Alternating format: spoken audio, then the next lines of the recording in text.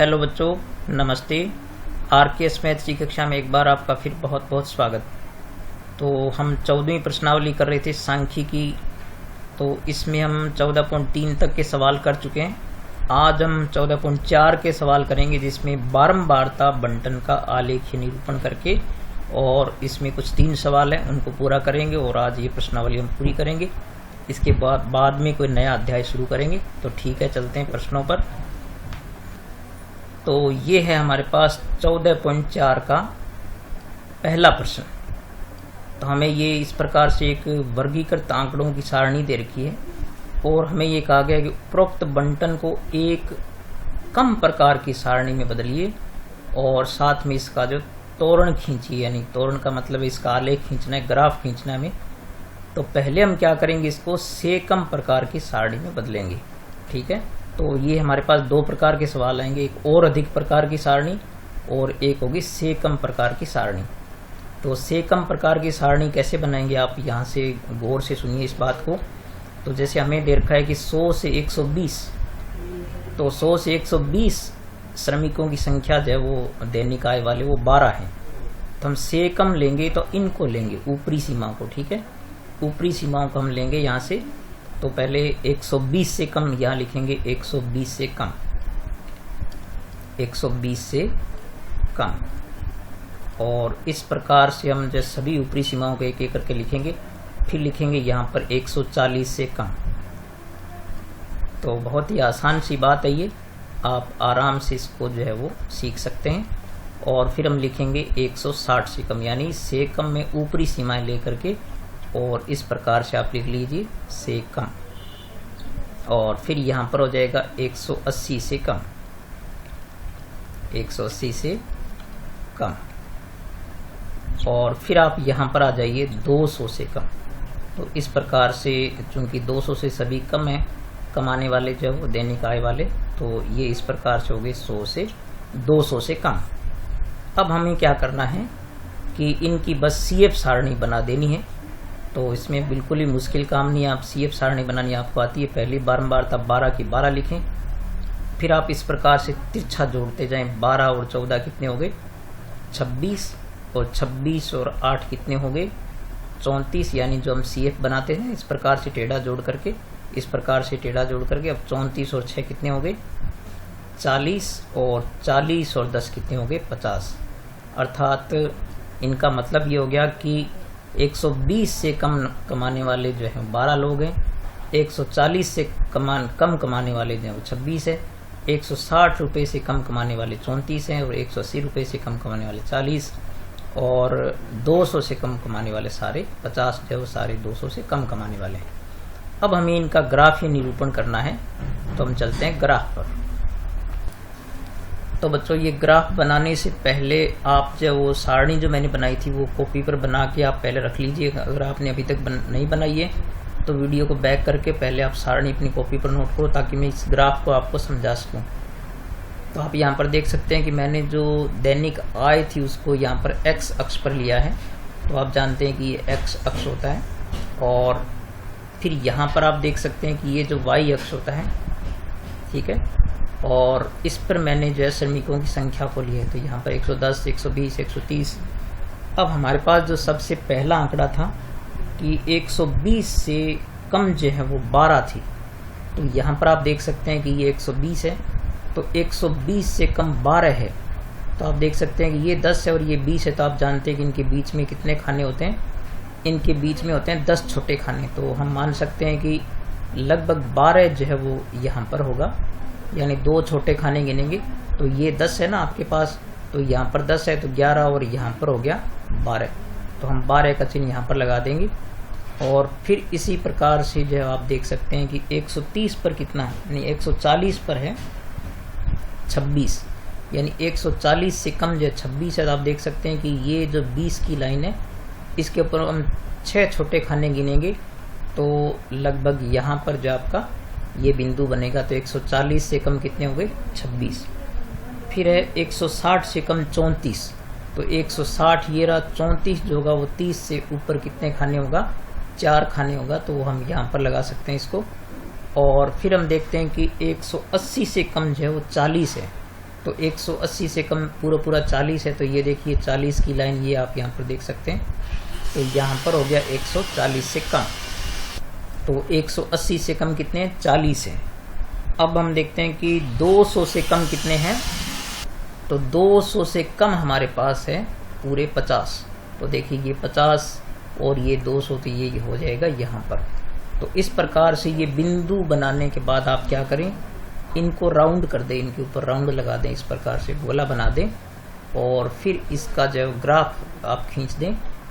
तो स्केल की सहायता से आप बिल्कुल सीधी रेखा इन बिंदुओं को मिला दें इस प्रकार से। तो मैं जो इन बिंदुओं को मिला करके आपको बताता हूँ।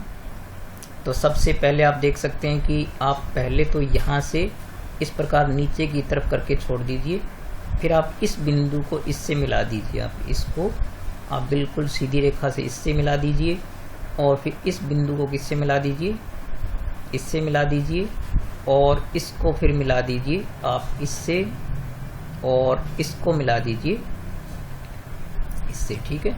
तो इस प्रकार से ये आपका तोरण तैयार हो गया, जिसको आलेखीय निरूपण भी कहते हैं या जो अपने इसको कह सकते हैं तोरण। तो सेकम क्या हो गया, ये तोरण हो गया आपके पास, सेकम तोरण, ठीक है। तो ये हो गया आपके पास सेकम तोरण। मैं इसको मिटा के दोबारा लिखता हूं।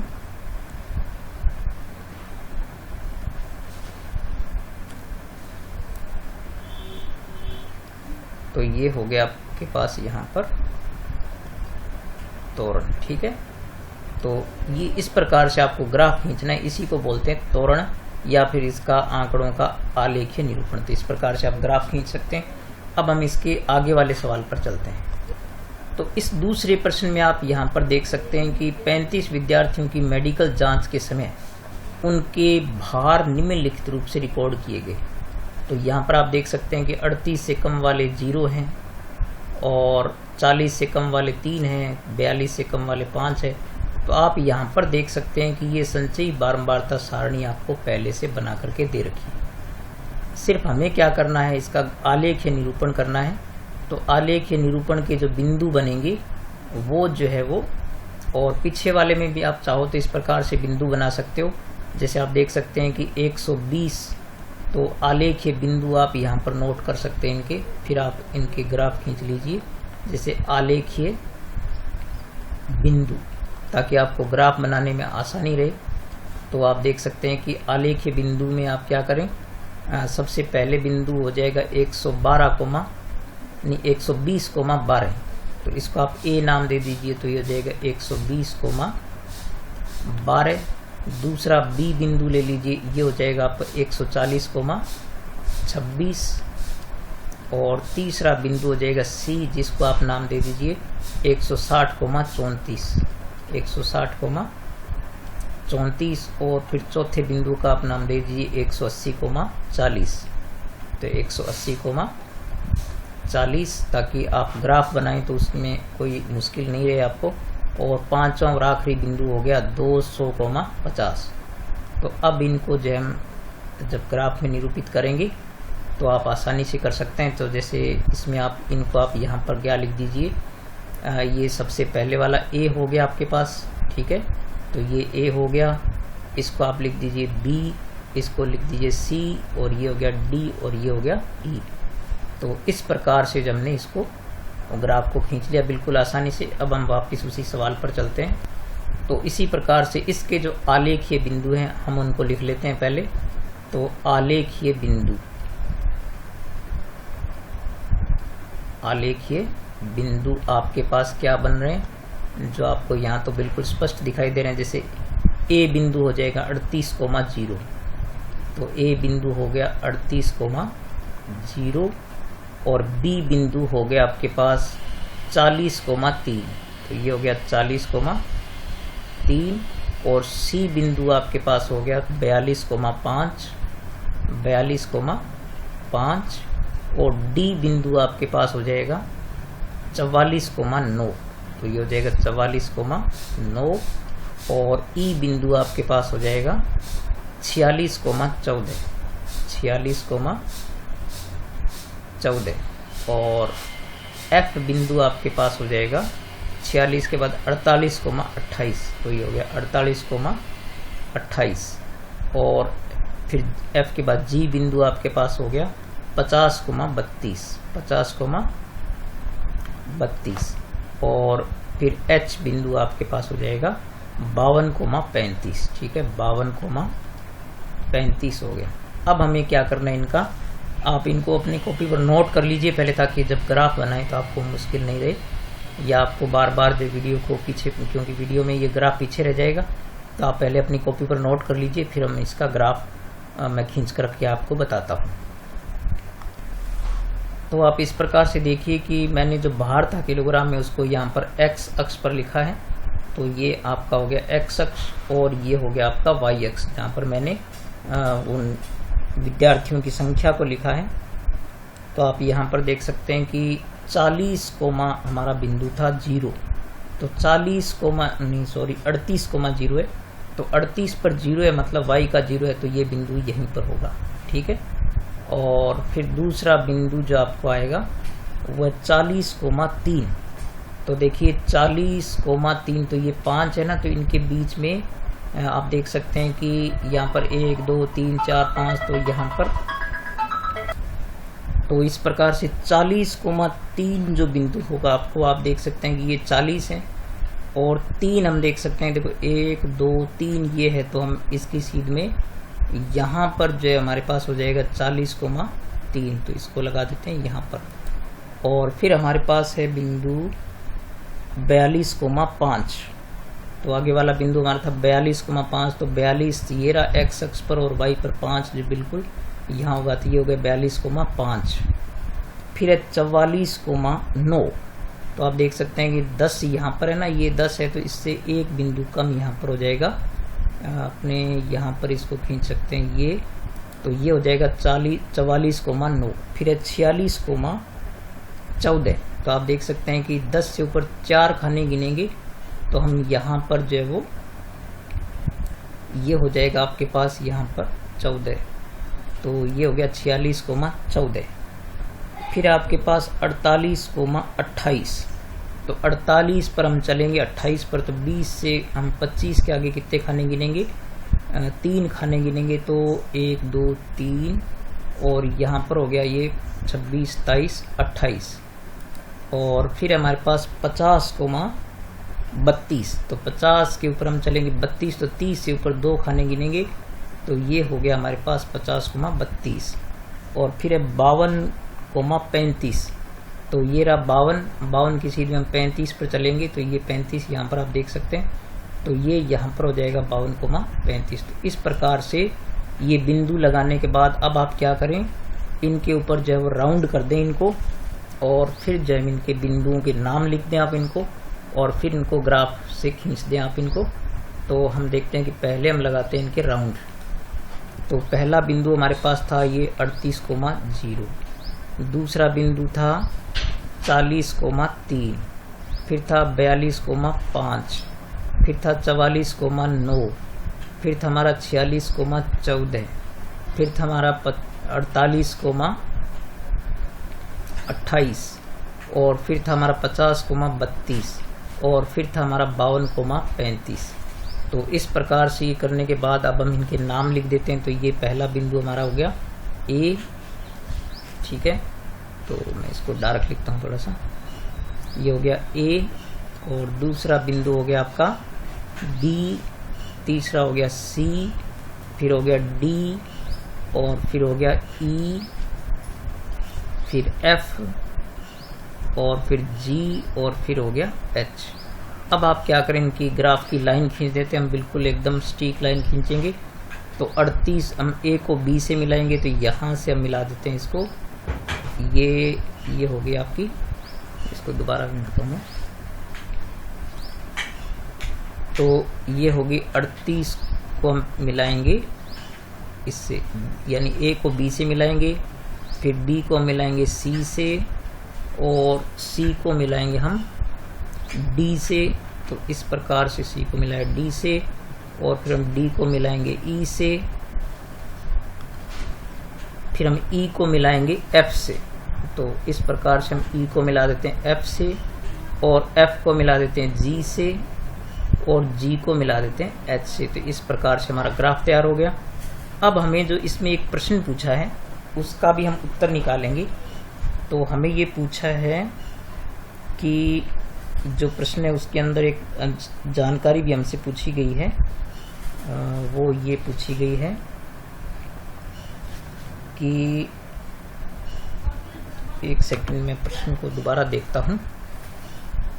तो इस प्रश्न में हमसे माध्यक भार पूछा है। ठीक है, आप सवाल में देखेंगे तो यहाँ पर एक चीज़ और पूछी है कि माध्यक भार ज्ञात कीजिए।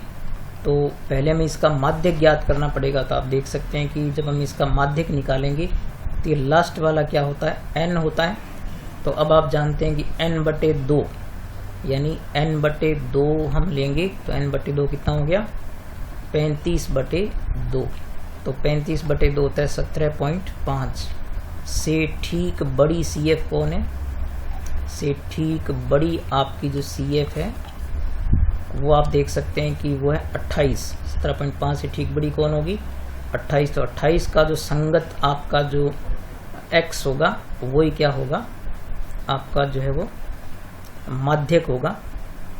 तो 17.5 से ठीक बड़ी CF कौन होगी, 28। तो 28 का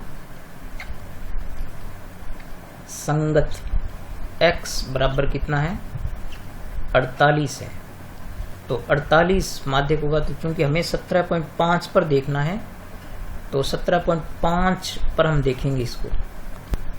तो यहाँ बच्चों चूंकि हमें जो है वो इसका मान जो निकालना है वो निकालना है ग्राफ की सहायता से। हम क्या करेंगे, 17.5 के संगत देखेंगे। ठीक है, तो 17.5 के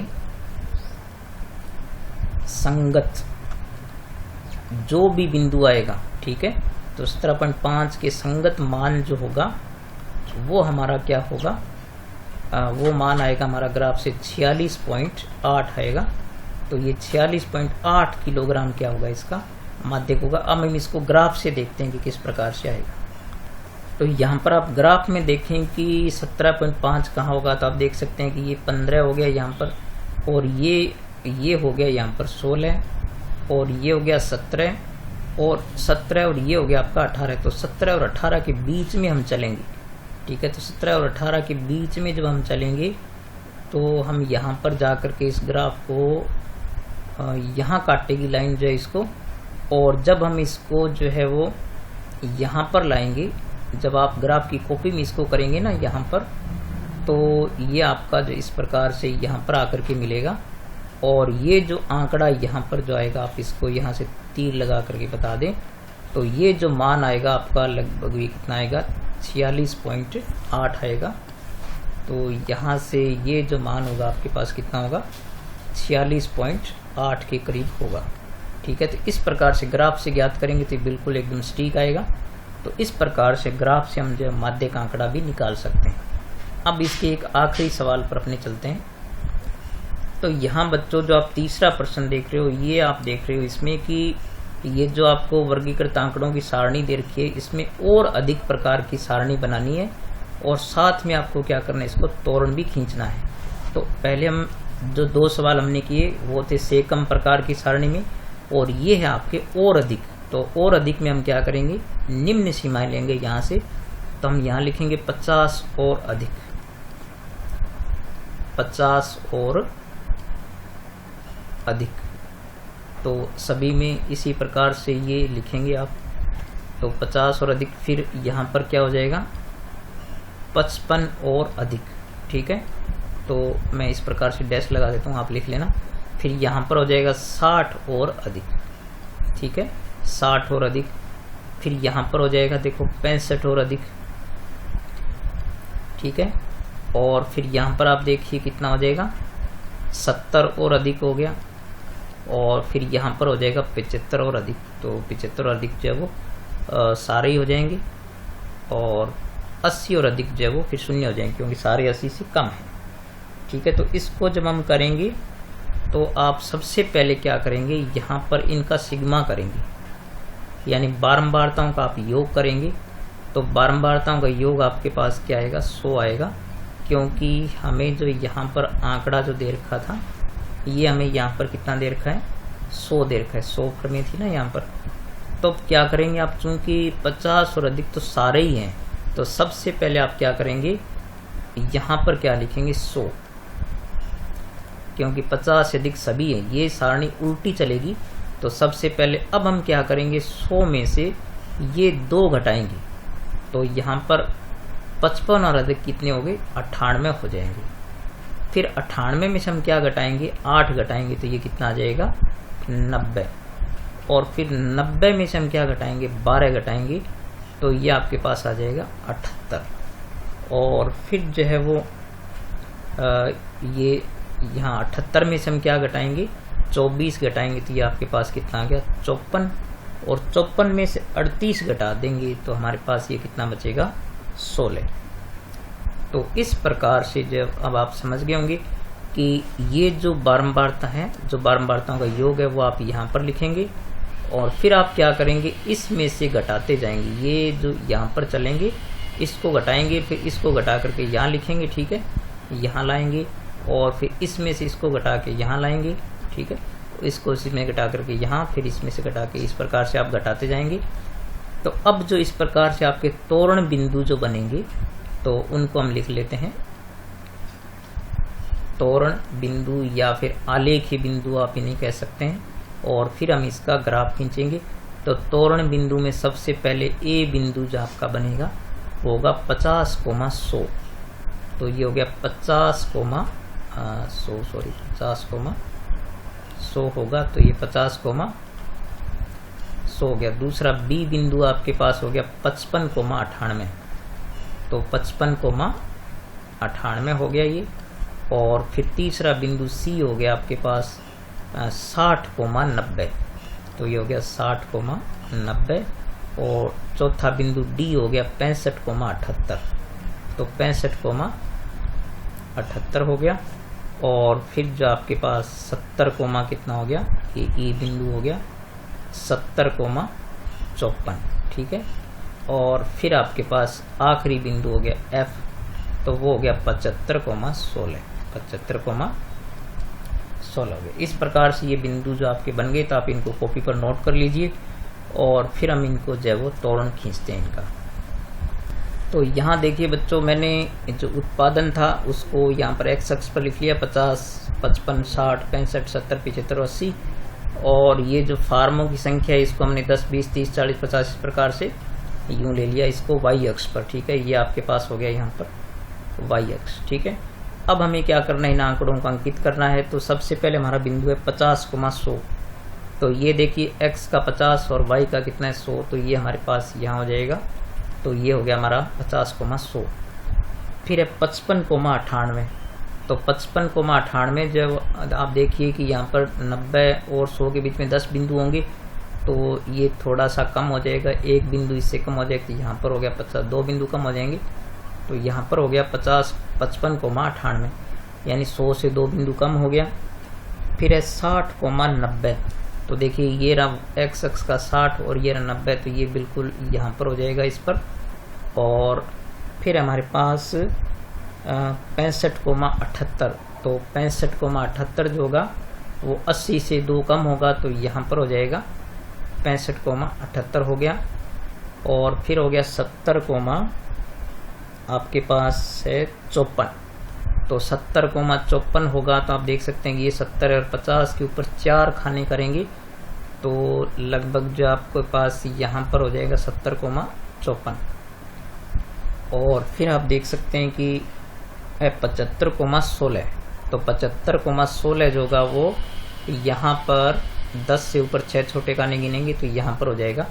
तो इस प्रकार से आप देखिए कि ये जो बिंदु बन गए, अब इनके पहले इनको राउंड करेंगे, और राउंड करने के बाद जो है हम इनके बिंदुओं के नाम लिख देंगे। तो राउंड करेंगे तो देखिए ये पहला बिंदु हो गया आपका, ये दूसरा बिंदु हो गया, ये तीसरा बिंदु हो गया, ये चौथा बिंदु हो गया, ये 5वां और ये हो गया 6ठा। अब आप इनके नाम लिख दीजिए। तो नाम आप देख सकते हैं कि इनके नाम हो गए, ये पहला बिंदु ए था आपके पास जो 50,100, फिर 55,98 था बी, फिर ये सी, फिर ये डी, और ये ई, और ये हो गया आपके पास एफ, ठीक है। अब आप इनकी लाइन ड्रॉ कर दीजिए। तो लाइन ड्रॉ करने के लिए क्या करेंगे, हम जो है वो यहाँ से इनको मिला देंगे। तो ए को मिलाएंगे बी से, तो बिल्कुल बिंदु को बिंदु से, 1 मिनट मैं लाइन सीधी लेता हूँ। तो ए को मिलाएंगे पहले आप इसमें से। तो देखिए यहाँ पर आप जो बिल्कुल बीच में रखिए आप इसको यहाँ पर। तो यहाँ ए को मिलाएंगे बी से, थोड़ी लाइन पतली ले लेते हैं अपने। और फिर हम बी को मिलाएंगे सी से, तो यहाँ पर इस प्रकार से। फिर सी को मिलाएंगे डी से, तो यहाँ पर। फिर डी को मिलाएंगे ई से, तो यहाँ पर इस प्रकार से। और फिर ई को मिलाएंगे एफ से, तो वो इस प्रकार से यहाँ पर। तो इसको मैं दोबारा मिलाता हूँ यहाँ से जो है, 1 मिनट। तो यहाँ से इसको दोबारा मिलाते हैं, सही यहाँ से यहाँ तक ये हो गया आपका। तो इस प्रकार से ये आपका जो ग्राफ बन गया है। तो इस प्रकार से आपने देखा कि जो और अधिक का जो त्वरण होता है वो ऊपर से नीचे की ओर होता है, और जो से कम का त्वरण होता है वो होता है नीचे से ऊपर की ओर। तो ये भी आप याद रखेंगे कि और अधिक का जो त्वरण होता है वो होता है ऊपर से नीचे की ओर। तो ये देखिए ये नीचे की ओर आ रहा है, और जो हमने पहले बनाए थे जो वो थे नीचे से ऊपर की ओर। तो ये भी आप याद रखें इसको। तो इस प्रकार से हमने जो आज इसके जो सवाल किए उसमें ग्राफ भी मैंने आपको बना करके बताए। तो इस प्रकार से आज हमने तीनों प्रश्नों के सेकम सारणी और अधिक सारणी बना करके और उनके आलेखीय निरूपण किए, यानी उनके त्वरण खींचे हैं। तो इसमें 2 प्रकार के थे, एक सेकम और एक और अधिक। तो सेकम सारणी और अधिक सारणी आप गौर से बनाना सीखिए, और फिर ग्राफ को गौर से देख करके आप उनके ग्राफ भी खींचिए।